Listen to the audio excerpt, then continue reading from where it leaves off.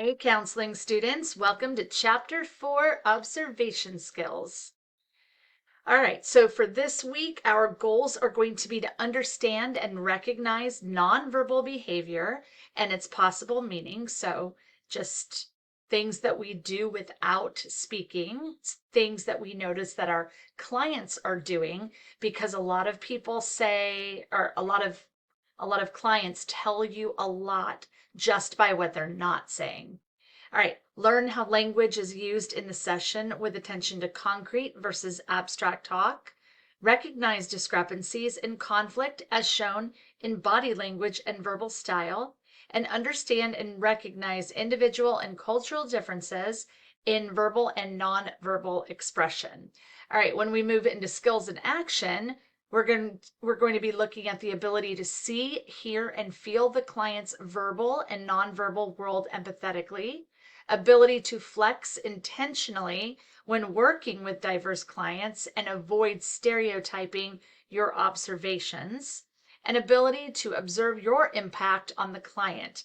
How does what you say change or relate to the client's verbal and nonverbal behavior? So as you get more comfortable with your clients, you're going to kind of set the stage. So in the beginning, clients may come in and they might be all keyed up, or they might be, very down. And so you want to do what I call mirroring. It's not what I call, it's what it is.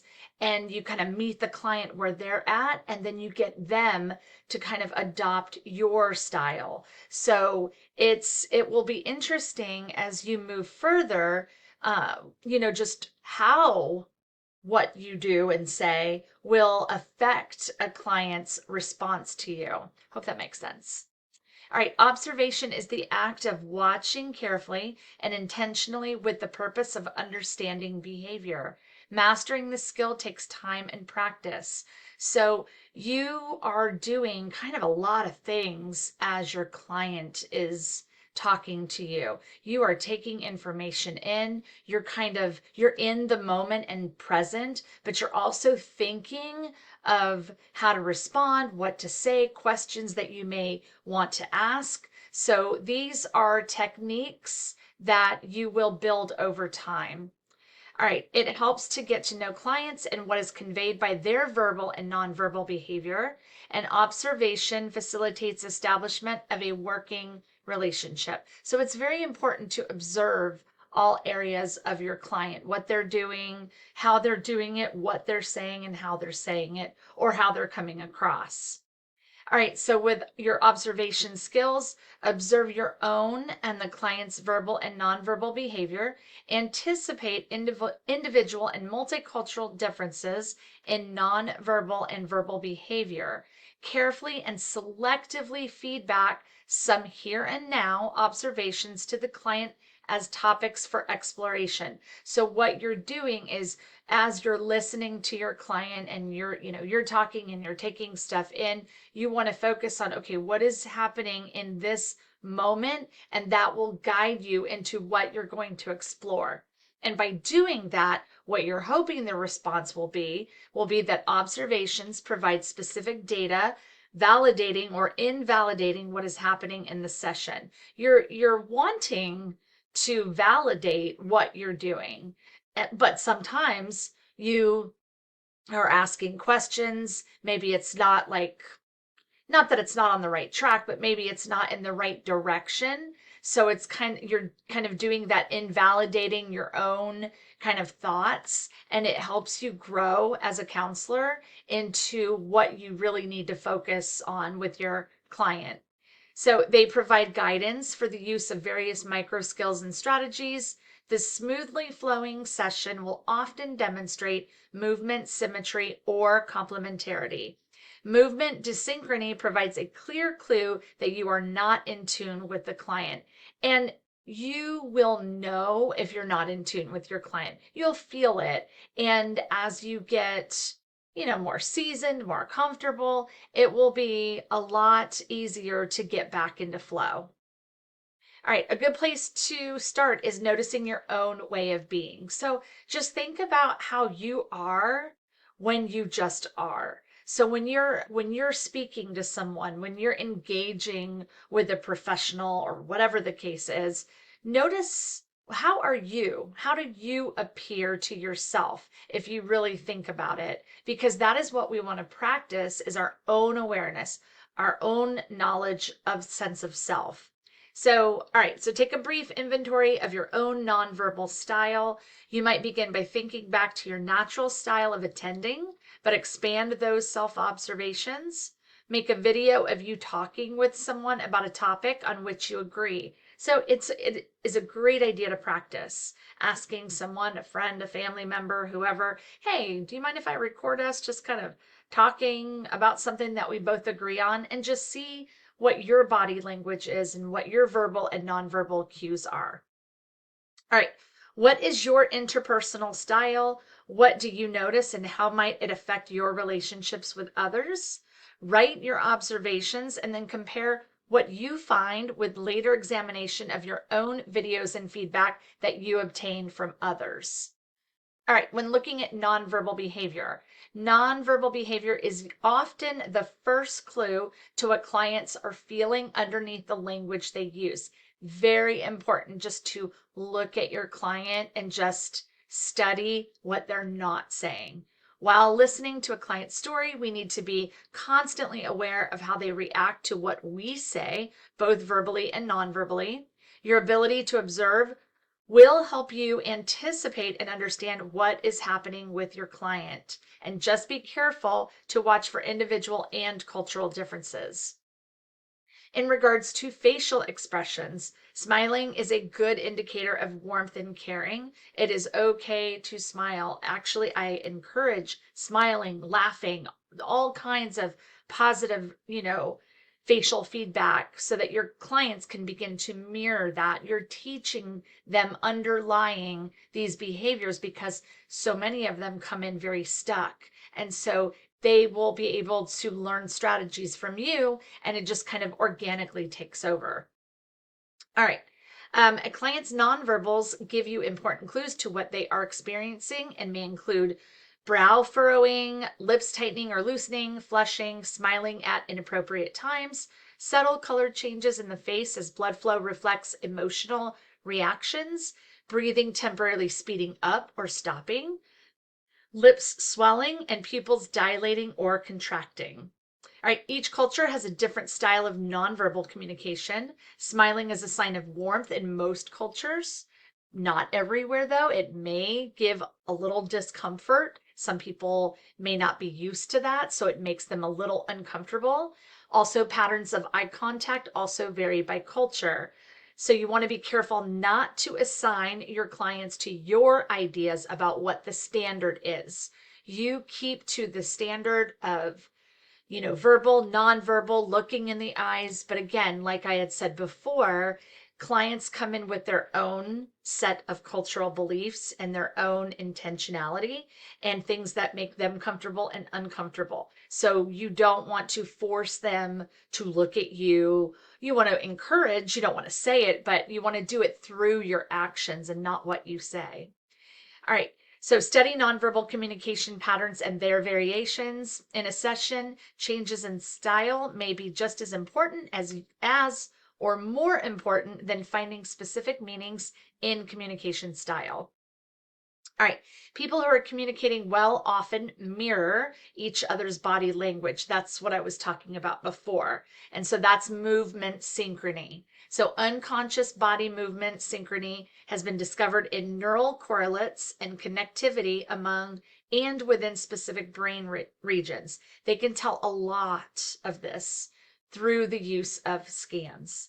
All right, movement complementarity refers to paired movements that may not be identical but are still harmonious. Some experts deliberately mirror their clients. I do that a lot, especially in the beginning of getting to know someone. If they come in nervous, keyed up, whatever, I kind of meet their energy or match their energy, and then I get them to begin to match my energy. All right, matching body language, breathing rates, and keywords of the client can enhance the counselor's understanding of how the client perceives and experiences the world. All right, so important are the discrepancies in nonverbal behavior or movement desynchrony. So watch for times when clients suddenly change posture. Maybe they are becoming uncomfortable. Maybe a memory is striking them. So you want to make sure you are staying attuned to any changes in nonverbal behavior. Lack of harmony in movement is common between people who disagree markedly, even between those who may not be aware they have those subtle conflicts. All right, this is just what it looks like in mirroring the session. So you can pause this and take a look at it. All right, acculturation issues in nonverbal behavior. You want to avoid stereotyping. So acculturation is the degree to which an individual has adapted to the norms or standard way of behaving in a given culture.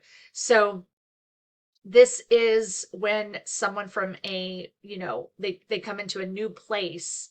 This is kind of like, how much are they going to be able to adapt to that new way of living? So no two people will be acculturated to general standards in the same way. Consider biculturality and multiculturality. Gosh, say that fast. Many of your clients will have more than one significant community cultural experience. Think about your own self and your own cultural identity and how many cultural identities you may have, depending on, your family and who you're with and who you're surrounded by. All right. Verbal behavior, counseling and psychotherapy, theory and practice have an almost infinite array of verbal frameworks within which to examine the session. 3 dimensions useful for direct verbal observation in the session are keywords. You want to be careful. You want to notice the keywords that you are using and that your clients are using. Concreteness versus abstractions. That's also very important to be mindful about. And also using I statements versus other statements. When you are teaching your clients, especially communication skills, a lot of clients will come in stating that one of their main issues is their inability to effectively communicate. So it's important to teach them how to communicate and what to communicate. And so when we teach clients how to communicate with others, we want to teach them I statements. We want to keep everything focused on the self. So I give clients a set of words to use, and the I words I tell them, I call them yes words, is I, me, we, what, and how. Those are very complimentary words. Those are words that cause the other person to be more focused and take the information in and not have defensiveness. And then I have the no words, the words I say, try to stay away from when you're trying to communicate with someone. And the words I've come up with are the 2 biggest ones are you and why. Especially you. I try to tell clients or teach them, we only want to say you when we're using it in conversation, like, how are you doing? What have you been up to? Things like that. But when it's communicating, we want to stick in the I. Like, when I say that I, me, we, what, and how, our brain can't process that. So it causes us to stop and really reflect on what we're saying versus the no words, the why, you, always, never, but, should, could, fine, don't, can't. I have a list of words. And that's because if you think about it, when you say those words, those roll off so easy. And that's the reason it can sometimes have conflicting meaning when you say, I'm upset because you hurt me. And if you're talking to somebody that you're having a disagreement with, many times they're going to hear the word you. Oh, I did that. So you want to refrain from you. So it's good practice to get rid of those words and use the I statements. You don't want to say, I'm upset because you. So think about that and practice. How can you tell someone that you're upset without using you? So it's just something to think about. All right, know clients' keywords and help them explore the facts, feelings, and meanings underlying those words. Key descriptive words are often the constructs by which a client organizes the world. These words may reveal underlying meanings.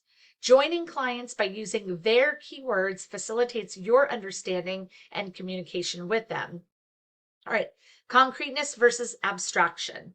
All right, so abstract, formal, operational. Clients high on the abstraction ladder tend to talk in a more reflective fashion, analyzing their thoughts and behaviors. They're often good at self-analysis. These clients may not easily provide concrete examples of their issues.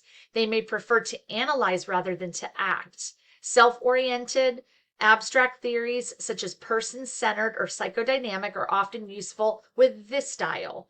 If we're looking at concrete situational style, clients who talk in a more concrete situational style tend to provide specific examples and stories, often with considerable detail. You'll hear what they see, hear, and feel. Helping some clients to reflect on their situations and issues may be difficult when they're working from this lens.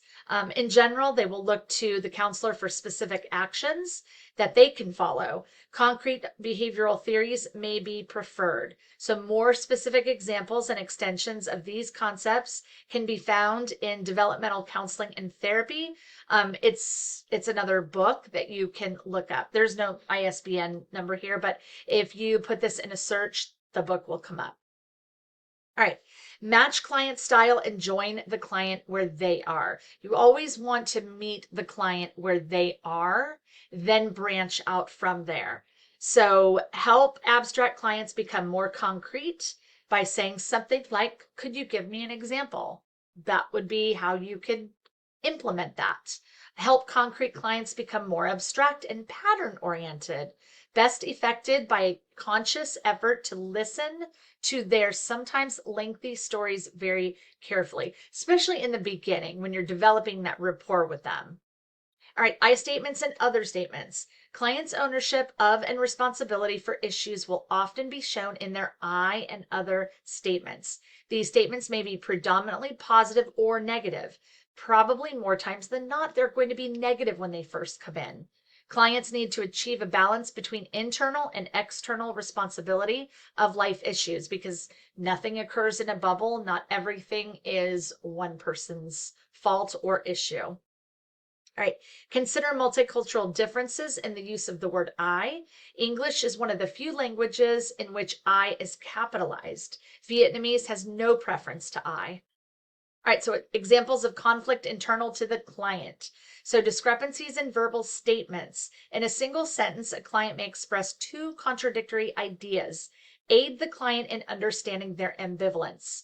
I have had many clients in the past and current that will tell me something, and as they're saying it, I'm already hearing, well, this is contradicting what you just said.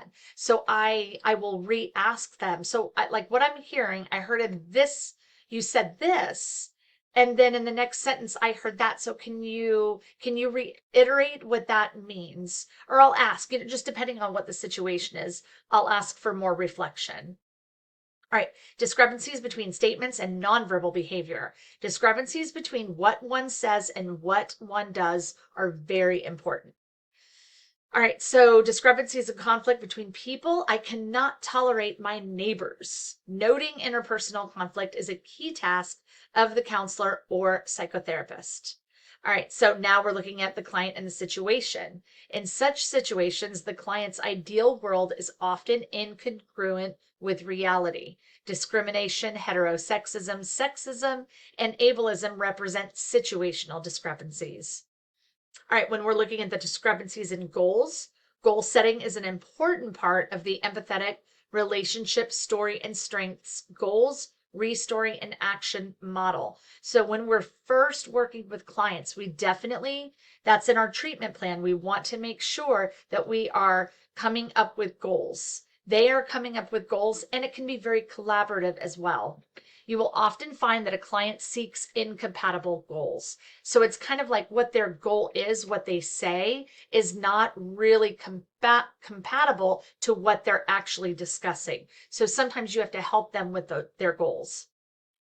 All right, so discrepancies between you and your client. So be aware when your perspective conflicts with that of your client, discrepancies between verbal and nonverbal messages, ethnic and cultural experiences, gender and age differences, and learning and personality styles and approaches. All right, so key points in practice. This was a very short lecture. We covered the importance of observation. We covered nonverbal behavior, verbal behavior, discrepancies, multicultural issues, mirroring, which I find to be one of the most important things in this chapter, concreteness versus abstraction, and of course, ending with your portfolio of competencies and personal reflection. So go back, go back in your text, take a look at everything, highlight some key points that you want to practice, and I will see you in chapter 5. All right, peace.